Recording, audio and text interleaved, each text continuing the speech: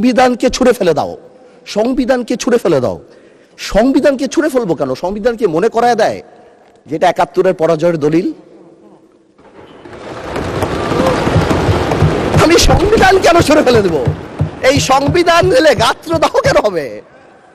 এত গায়ে লাগবে কেন? If I don't like it, there are relevant provisions within the constitution যে আমি পরিবর্তন করতে পারি। আমার দরকার কি যে আমি এটাকে ছুঁড়ে ফেলে দেব? মাননীয় স্পিকার, আজান দিচ্ছে, শুড আই কাম ব্যাক?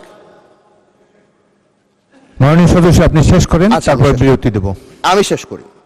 তো আমি সেটাই বলছি, আমি আরো অনেক টেকনিক্যালিটিতে যেতে পারতাম, আইনে যেতে পারতাম। আই এম শিওর আমাদের সম্মানিত সদস্য আইনমন্ত্রী সাহেব আছেন, উনি কথা বলবেন। আমি শুধু একটা জেনারেল কথা বলি, ইউনিটি ইজ দ্য কি।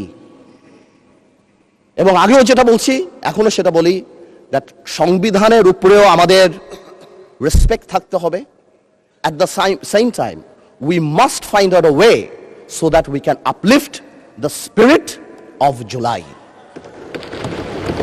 এবং এই কাজ আমাদের, to see between the lines, to draw between the lines, to balance between the lines. আমরা পলিটিশিয়ান, এটা আমরা করব, কিন্তু কোনোভাবেও আমাদেরকে লগস হেঁটে ফেলে জুলাইয়ের বিরুদ্ধে অবস্থান যদি নিতে যান, তাহলে আপনারা কোনোদিন সাকসেসফুল হবেন না।